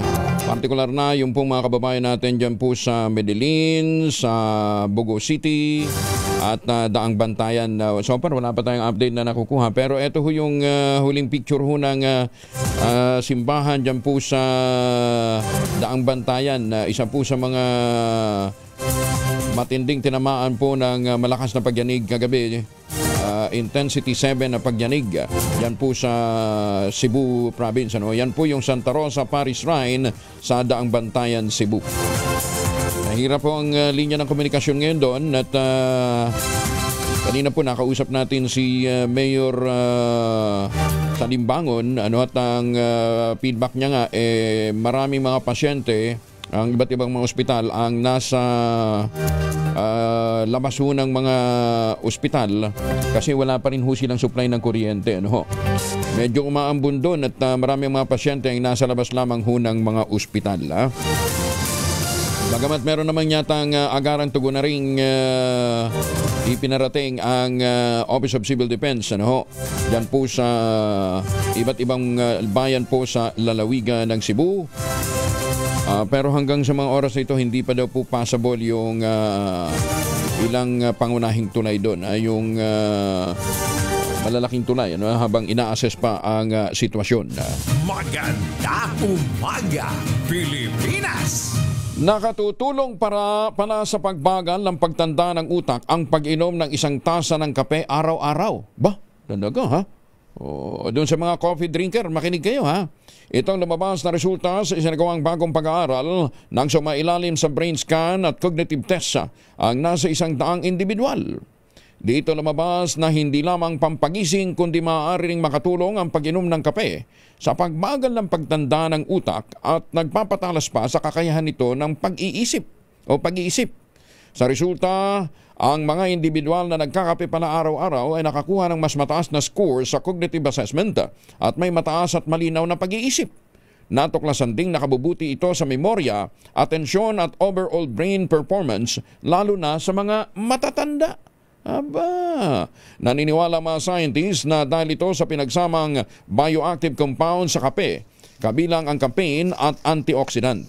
Ang caffeine ay nakapagpapasigla sa central nervous system na nakapagpapabuti ng alertness at reaction, habang ang antioxidant naman ay nagpapababa sa pamamaga at oxidative stress. Ayun ha. So batay ho sa pinakahuling mga pag-aaral, yan po ang ilan sa mga benepisyo ng pag-inom ng kape. Ayun ha. Pero sabi, dapat i-upscale naman natin. I-upscale natin, i-level up natin ang ating pag-inom ng kape. Tikman ho ninyo yung Ultraplex Coffee. Yan, ha? Iba yun, ang Ultraplex Coffee, may collagen. Kaya't kung nananakita po yung kasukasuan, nagkaka-wrinkles na kayo, humihina ng kalamnan, epekto daw po yan ng pagtanda. Alam niyo naman yung medyo nagkakaedad na, nagkakahilig na sa kape. Ipinakikilala ang Ultraplex, isang health drink mula po sa lumikha ng Ultabio backed by Japanese technology. Ang Ultraplex ay meron pong HCG complex, hydrolyzed marine collagen para sa skin at joints, HMB, pampalakas ng muscles, at glucosagreen para sa ginhawa ng kasukasuan. Available po ito with coffee with stevia o dili kayo yung powdered drink mix. Kayang bawiin ang galaw, sigla at ganda kahit nagkakaedad na with proper diet and exercise. Hanapin po ang Ultraplex sa Shopee, Lazada at ultabio.shop. Ang Ultraplex po ay hindi gamot at hindi pwedeng gamiting panggamot sa anumang uri ng sakit. If symptoms persist, consult your doctor. Maganda umaga, Pilipinas! Nananawagan naman si Senator Bongo sa mga naapektuhan ng bagyo at malawakang pagbaha na huwag mag-atubiling pumunta sa ospital, humingi ng medical na pangangalaga kung kinakailangan sa harap ng inaasahang pagsipa ng flood-borne typhoon-related diseases, partikular na ang leptospirosis. Ayon kay Senator Go, dapat na magpatingin kaagad sa doktor kung may mga sintomas, huwag matakot magpa-ospital dahil nandiyan naman ang PhilHealth para tayo itulungan. Sinabi pa ng senador na ang pagdami ng sakit sa ganitong panahon ay hindi maiiwasan, lalo na sa mga lugar na madalas na makaranas ng mga pagbaha. Sinabi pa ng senador, sa ganitong panahon dapat na binabantayan ang ating kalusugan, huwag matakot sa mga bayarin sa ospital dahil meron pong mga benepisyong mula sa PhilHealth. Maganda umaga, Pilipinas! Imbitahan ng Senate Blue Ribbon Committee kaugnay ng investigasyon sa Manamalyang Flood Control Project si dating House Speaker Ferdinand Martin Romualdez at ang nag-resign na Bicol Party List Representative na si Saldico. Yun, kung makakauwi na siya ng Pilipinas, nananatili po itong nasa abroad. Ito ay para mabigyan linaw ang pagkakasangkot nila sa mga manumalyang proyekto. Ayon kay Senate President Pro Tempore Panfilo Ping Lacson, ang chairman ng Senate Blue Ribbon Committee, hinihintay na lamang nila ang development sa kaso bago ang pag-schedule ng susunod na hearing. Oras na maitakda ang susunod na pagdinig ay saka ipadadala ang imbitasyon kina Ko at Romualdez. Sinabi ni Lacson, idadaan kay House Speaker Faustino D. III ang imbitasyon kay Romualdez, habang ipadadala na lamang sa address nito ang imbitasyon naman kay Ko. Itinanggi naman ni Lacson na meron silang tinatarget o pinapaboran o pinoprotektahan na mga personalidad sa ginagawang investigasyon. Maganda umaga, Pilipinas! Hindi manghihimasok ang Pangulong Bongbong Marcos sa mga proseso at polisiya ng Independent Commission for Infrastructure. Ito naman ang tugon ni Palace Press Officer Claire Castro sa mga panawagang buksan sa publiko ang investigasyon ng komisyon kaugnay ng flood control scandal.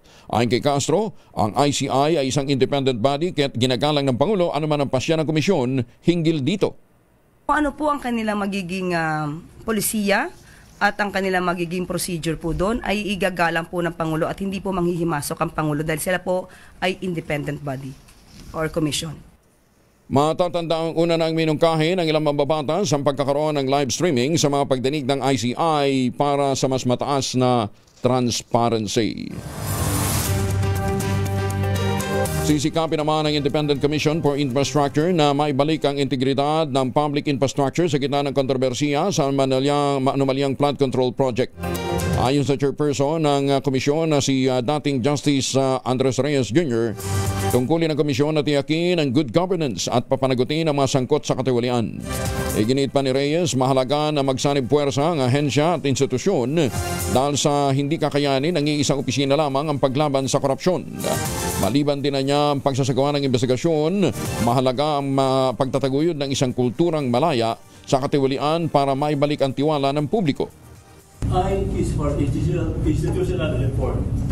Beyond investigations, we will instill a culture free of graft and corruption.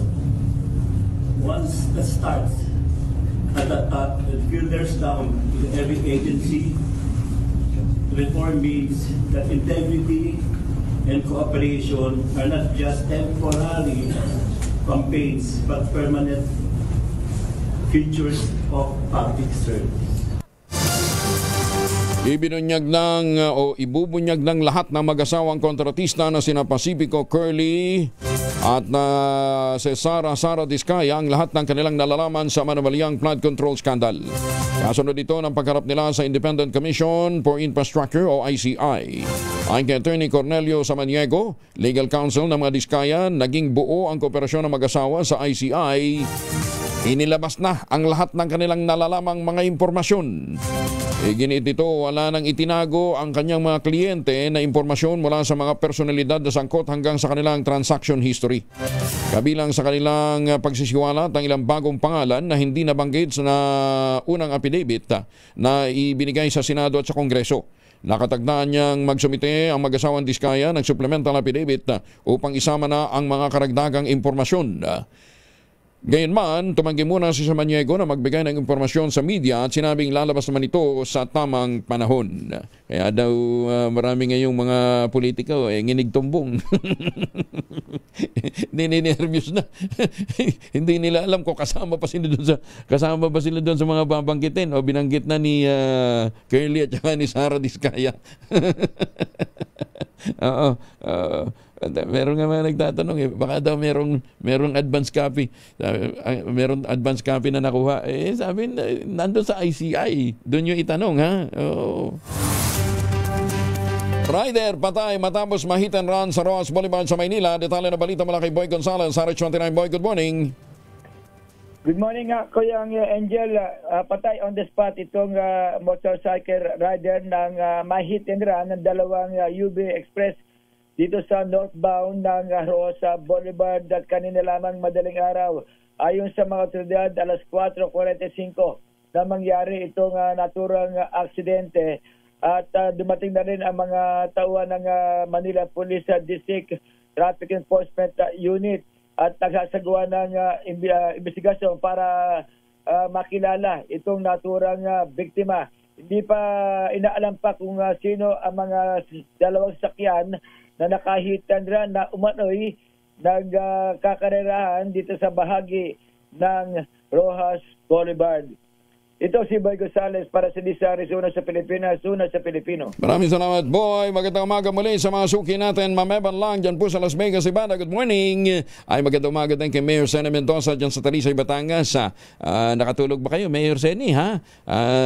Nag-alburuto na naman si Taal kaninang madaling araw. Pero sabi naman ni Dr. Toto Bakulkol, back to normal na ito ngayon, ha? At magandang umaga din kay Ambassador Harry Angping. Magandang umaga po kay Justice Energito, kay Justice Max De Leon, Ma'am Sally, yung pong mama naman ni Justice Raul Villanueva na maaga din pong gumigising, no? Ay, nako, Justice Alex Gizmundo, baka kailangan patingnan ho ninyo yung RTC Cebu, dahil matindi yata yung damage doon sa kanilang building, doon ho sa mga feedback na ating natanggap kanina. Yan, kinakailangan siguro pa-check ho natin to sa Deputy Court Administrator for Visayas, Si Justice Leo Madraso ay Deputy Court Administrator for Mindanao. Ayan, ha. So ibang titingin dito, ha. Ayan, magandang umaga ho sa lahat ng ating mga suki. Ay magandang umaga siyempre sa mga ating Midnight Singers, ano ha. Baka gumawa ng roadshow ang Midnight Singers for charity, ano ha. At makalikom ng pondo dito sa mga kababayan nating naapektuhan ng pagyanig. Tita Linda, Tita Cora, Tita Lloyds, good morning. Boss Manny, Boss Art, and the WNR June Yambao. Magandang umaga, Pilipinas! 34 na makalipas ang alas 5 na umaga. 9 na makalipas ang alas 5 na umaga. Ay magandang umaga sa mga Pilipino dyan po sa Dallas, Texas. Magandang umaga din po sa mga Pilipino dyan po sa Hong Kong. Good morning sa mga suki natin sa Taipei, Taiwan. At sa iba't ibang banigo ng Middle East, magandang umaga, ha? Magandang umaga sa mga Pilipino sa Australia. Baka pabalik kayo ng Pilipinas, huwag nang magpasalubong ng imported na tsokolate. Meron po tayong tangerine chocolate. Ang tangerine chocolate po ay produkto ng mga magdiniog ng mga magsasaka dyan po sa lalawigan ng Quezon. Sa tulong po ni Dr. Helen Tanyong po mga planting material ng kakao galing Davao. Hinakot po yan para maitanim sa ilalim po ng mga nyugan. Kaya ngayon nagpuproduce na sila na dekalidad na kakao beans pinaprocess para maging tangerine chocolate. Available sa 0919-095-5935. May mahigit 10 variants po ang tangerine chocolate na mga raw material. Galing din po sa ani ng ating mga magsasaka. Kaya sabi nga po ni Dr. Helen Tan, sino bang magmamalasakit sa Pilipino kundi ang kapwa Pilipino. Kaya sa bawat tangkilik natin ng tangerine chocolate, pinalalakas natin ang loob ng ating mga magsasaka, pinalalakas natin ang ating ekonomiya. Tangerine chocolate 100% gawang lokal but taste and looks global dahil tinulungan po ito ng DTI at ng DOST. Tangerine chocolate 100% gawang atin. Pakiusap ni Dr. Helen Tan, sana ating tangkilikin. Eric Martin, magandang umaga dyan sa Port Dickson sa Malaysia. Mamalengke muna tayo, nasa market ng Panghulo. Si Panghulo Malabon, si Edwin Duque, Aris 23. Edwin, good morning. May puntag Kuya Angel, maging ang presyo ng manok ay tumaas ng 20 pesos dito sa Pangulong Malabon. Ang presyo ng manok ay nasa 240 ngayong umaga, habang itong baboy ginjel ay 380 hanggang 400. Ang pork chop 380, giniling 380, ang pataulihan naman at unahan ay 360. Ang lempo ay 420. Halos 20 to 30 pesos ang itinaas ng presyo ng karne. Pero hindi pa rin gumalaw ang presyo ng kambing dahil nasa 480 pesos pa rin. Habang itong pang-ulo at paa, yung mahilig sa sinampalukan, abay makubibili mo ng 250 bawat kilo. Yung presyo ng isda, Kuingel, ay natiling matas pa rin ang presyo ng bangos, nasa 330. Kumpara sa dun sa ibang palengke, mas matas ka 10 piso. Itong bangos, ang galunggong ay 320. Ang yellowfin naman ay 230. Habang itong pangkalamaris na pusit ay 320.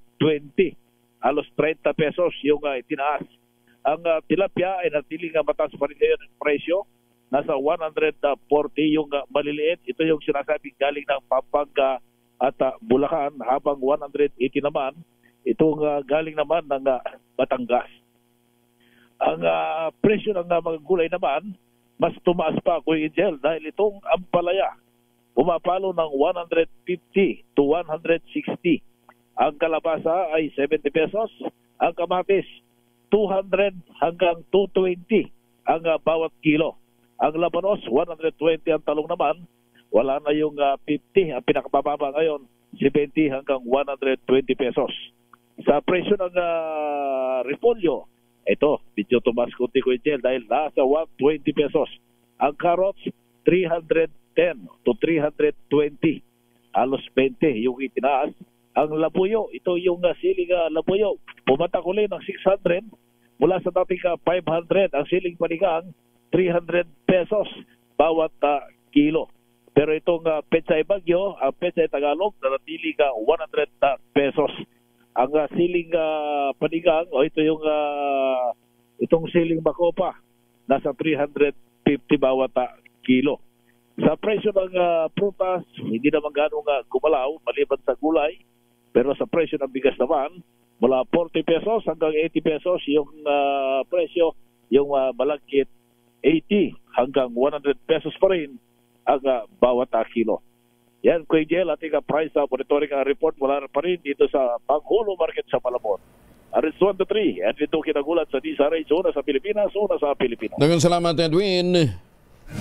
Umaga, Pilipinas. Ay, sa mga kababayan natin dyan sa Dubai, magandang umaga. At sa mga taga Alberta, Canada, magandang umaga din po sa inyo. Huwag ho kayong masyadong mag-alala doon ho sa Cebu City. Ang latest feedback sa atin kanina, nag-normalize na. No, ha? In fact, yung mga nag-overtime pala dyan sa SM, nakauwi na rin bago tumama yung lindol. Sa impormasyon binigay sa atin ni General James Brillantes. Ayan, ha? Ang wala tayong feedback ay doon po sa Bantayan Island at saka doon po sa wala pang latest mula po sa Bogo, bayan ho ng Bogo City. Coastal area po yan. Anyway, antabayan po natin at maya-maya kukuha din ho tayo ng mga update mula po sa ating mga kababayan, doon sa ating mga contact dyan po sa mga areas na yan ng Cebu. Maganda umaga, Pilipinas! Nakabubuti sa kalusugan ng pagkain ng mga fermented foods tulad ng yogurt, kimchi, miso at kombucha na mayaman sa probiotics upang mapanatiling malusog ang ating tiyan. Ayon sa mga scientists, ang gut o sikmura ay may tuturing na pangalawang utak ng tao dahil sa may direkta itong komunikasyon sa central nervous system sa pamamagitan ng gut-brain axis na nangangailangan ng probiotics, mga live beneficial bacteria na nag-aayos ng kalusugan ng ating tiyan. Sa pag-aaral, lumalabas din ang pagkain ng mga fermented foods. Tawag dito, yung ano nga yung papaya na ginagawa, atsara. Ayan. Ako. Yung atsara na dinadala sa akin dito ni Manu, sino ngayon sa drama natin na nagdadala ng atsara sa atin dito tuwing umaga. Naku, sarap nun. Oo. Si Tita Anching. Tita Anching. Ang sarap kaya nung inyong atsaran dinadala. Sa pag-aaral, lumalabas na ang pagkain ng mga fermented foods ay maaaring makatulong upang maiwasan ang cognitive decline, lalong-lalo na sa mga matatanda na. Nakabubuti po ito sa mood at nakapagpapababa ng stress. Ayan. Kaya habang kayo po ay nagbe-breakfast ngayon, ang ulam halimbawa ay piniritong tilapia o deep-fried bangus o deep-fried, ano tawag doon? Yung tinapa. Nako, sabayan ho ninyo yan ng atsara. Tapos ng buto-buto. Maganda umaga, Pilipinas! 400 million pesos na budget kailangan sa pagsasaayos ng nasirang linya ng kuryente sa Masbate dahil sa bagyong Opong. Detalye na balita mula kay Giselle Ricaport, RH15. Giselle, good morning. Good morning, Kuyang Angel. Tinatayang nasa 400 milyong piso ang kinakailangang pondo para maibalik o maisaayos sa mga napinsalang linya ng kuryente sa Masbate matapos ang pananalasa ng bagyong Opong. Kasunod dito ng pagbisita at pag-inspeksyon ni Energy Secretary Sharon Garin sa mga naapektuhang infrastruktura sa enerhiya sa lalawigan. Ayon sa kalihim, higit sa inspeksyon, isa itong commitment ng kagawaran sa pamahalaang panlalawigan, mga local electric cooperative at mga residente na gagawin nila ang lahat upang maibalik ang supply ng kuryente sa lalong madaling panahon. Hindi lang anya upang mapailawan ng mga tahanan, kundi upang matulungan ang mga komunidad na makabangon at muling magsimula sa buhay. Kasabay nito, sinaluduhan ni Garin ang mga electric cooperative sa ilalim ng task force kapatid na bumabiyahe o bumiyahe pa Masbate noong araw ng linggo upang masuportahan ang Masbate Electric Cooperative. Sa kabilaan niya na masungit pa rin panahon, pinapaspasan nila ang power restoration at ipinaprioridad ang mga critical facility kagaya ng mga ospital, evacuation centers, mga tanggapan ng gobyerno at water system. Inulat din ng DOE na malawak ang pinsala ng bagyong Opong sa mga energy infra sa Bicol region gaya ng mga transmission line, distribution facility at mga generation asset, kaya maraming bahagi ng Masbate ang wala pa rin kuryente hanggang ngayon. Ito si Giselle Ricaport para sa DZRH, una sa Pilipinas, una sa Pilipinas. Giselle, kaya lang matindi rin ang problema ng Cebu ngayon, ha? Ay, ito nga, naputol ng linya ni Giselle. Magandang umaga po kay Secretary Sharon Garin. Maganda umaga, Pilipinas! Ay, sus, may ginoong buhay ito. Ano bang nangyayari sa Pilipinas? Ano ha, Mr. President? Sasabihin siguro sa atin ng Presidente, dagdagan nyo ng dasal, ano ha? Kumpleto tayo, di ba? May lindol, may bagyo, may paparating. Ay, Papa P! Si Paulo, baka naman wag na muna ngayon. Spare the Philippines, please. Ayan ha. Yung bagyong Paulo, baka naman po pwede, wag ka nang tumuloy dito muna sa Pilipinas, ha. Wag na siya nang lumakas, ano. Malakas naman tayo kay Lord, dasal tayo, no, para maitaboy ho itong mga sama ng panahon na katulad ho nito. Dahil ngayon pa lamang ho na nunumbalik ang init para ho makapag tayo, rehabilitate, ano ha? Ay, susme. Oo. Eto muna. Sige, mamigay muna tayo ng pera. Mahiwagan Tunog. 5,000. 5,000 po naghihintay na pera. Premyo para po sa Mahiwagan Tunog.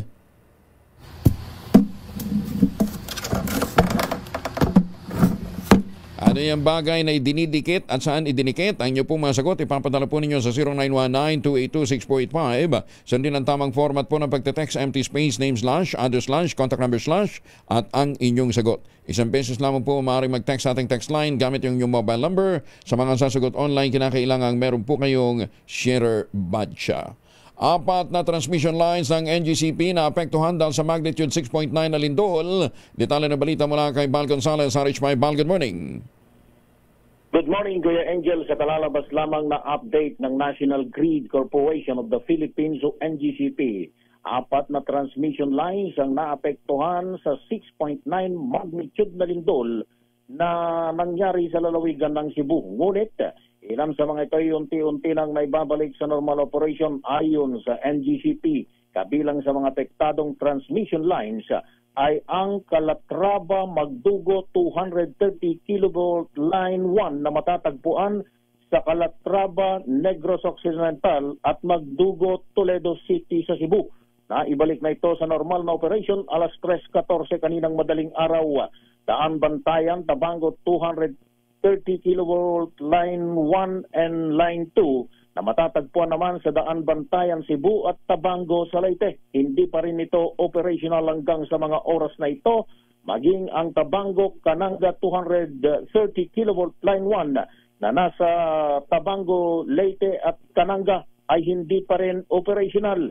Hindi pa rin operational din itong Tabango Kananga na matatagpuan din diyan sa lalawigan ng Leyte. Ang mga customers sa Panay, Negros, Cebu at Bohol ay unti-unti nang naibabalik sa normal na serbisyong kanilang kuryente ngayong madaling araw. Sabi ng NGCP, patuloy ang kanilang monitoring sa sitwasyon at gumagawa ng mga hakbang upang masiguro ang kaligtasan at mabilis na restoration ng kuryente sa mga apektadong lugar. Hinihimok din ng NGCP ang publiko na manatiling maging alerto at makipag-ugnayan sa mga otoridad para sa mga update at karagdagan pang mga impormasyon. Ako si Bal Gonzales, DZRH, una sa Pilipinas, una sa Pilipinas. Maraming salamat, Bal. 9 na minuto na lamang, ACS na umaga. Honest, magandang umaga, Pilipinas! Red alert nakataas ngayon sa OCD Central Visayas. Kasunod nga po ng malakas na pagyanig. Detalye mula kay Edniel Paro sa RH52. Edniel. Kuya Angel, itinaas na ng Office of Civil Defense ang red alert sa buong Central Visayas Region. Kasunod ng magnitude 6.9 na lindol sa lalawigan ng Cebu. Kasabay nito, pinagaran na rin ang Virtual Emergency Operations Center upang mapagtuloy itong aktibong monitoring ng mga kaganapan sa ground. Batay sa initial na assessment, pinaka-apektado pa rin ang pagyinig ang northern area ng Cebu Island. Tiniyak naman ni OCD 7 Director Joel Erestain ang kahandaan ng response clusters sa pakikipag-usap niya kay Governor Pamela Brecuatro. Mula naman sa RDRRMOC Monitoring Center, nagtungo itong gobernadora sa Provincial Police Office para sa patuloy na pagbabantay sitwasyon sa probinsya. Sa mga sunod na minuto, oras kay Angel ay nasahang magkakaroon na ng mga inisyal na numero itong epekto ng lindol dyan sa probinsya ng Cebu. Ito si Edniel Parrosa, nag-uulat para sa DJ. una sa Pilipinas, una sa Pilipino. Maraming salamat, Tigel. At ang isa nga pong pangunahing pangangailangan dyan po sa mga area na yan na tinamaan po ng malakas na pagyanig, lalong-lalo na sa bayan po ng Medellin, ay supply ng tubig. Kasi nga po bumagsak daw ho yung malalaking water tanks nila na nagsusupply ng inuming tubig dyan po sa bayan ng Medellin. Yun daw pong ilang luxury vehicles ng pamilyang o na mag-asawang Curly at Sara Diskaya ay nasa mula po sa parking area ng St. Gerald Construction sa Pasig ay nailipat na sa parking area ng Bureau of Customs dyan po sa Maynila. Kasi nga, di ba, sabi nga naman ng mag-asawang Diskaya, susurrender namin yan. Dinipensahan ng Malacanang ang pagkakatalaga kay dating PNP Chief Rodolfo Azurin bilang Special Advisor at Investigator ng Independent Commission for Infrastructure. Ito'y makaraang maungkat ang pagkakasangkot ni Azurin sa umunoy cover-up sa investigasyon ng PNP sa Shabu drug case noong 2022. Maglilinaw naman ang Palace Press Officer na si Claire Castro, inaakusahan pa lamang at hindi pa kinakasuhan ng dating PNP Chief. Giniti ni Castro ang pagtatalaga kay Azurin sa komisyon ay batay sa kanyang karanasan bilang investigador, bagay na may tuturing na walang komplikasyon dahil hindi naman niya ito isang politiko. Kayo na po nagsabi, hindi nakasuhan. Kasi kung naakusahan lang, madali po kasi mag-name drop. Madaling magbanggit ng pangalan, madaling magturo, lalo na ngayon. Pero iba po kasi kapag nakasuhan at nagkaroon ng desisyon ng conviction. Umaasa naman si House Speaker Faustino D. III na may babalik pa ang magandang ugnay ng Kamara at ng Senado sa harap ng nagpapatuloy na issue ng flood control scandal. Ginawa ni Speaker D ang pahayag kasunod ng World War na sumiklab sa pagitan ni na late Representative Martin Romualdez at Senator Chis Escudero na parehong nadadawit sa kontrobersiya. Iginiti D, ang prioridad nila ngayon ay maibigay ang maayos, transparent at accountable na pambansang budget para sa susunod na taon.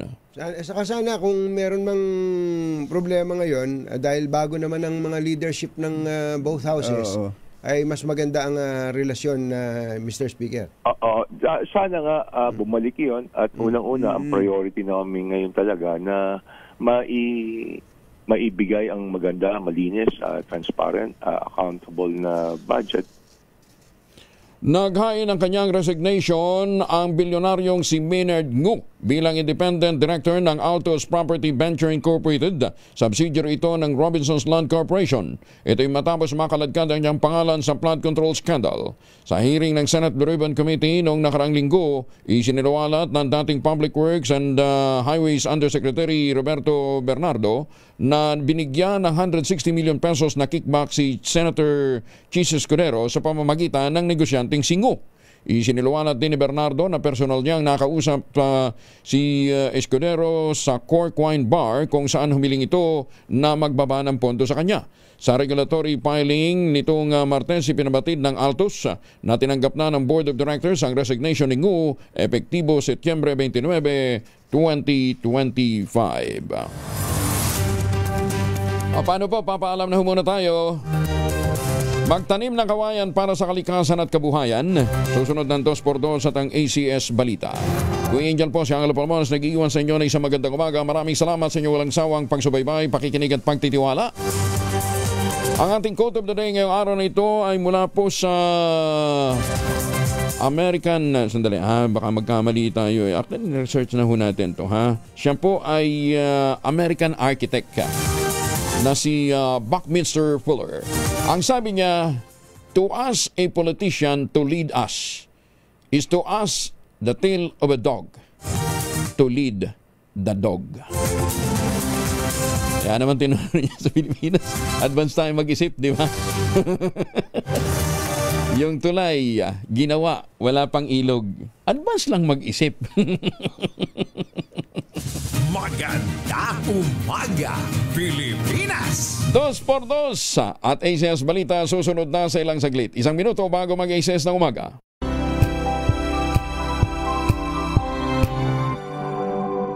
Alamin ang mga maiinit na isyung pambayan, mga balitang kailangan mong malaman, usapin sa pamahalaan, politika, ekonomiya at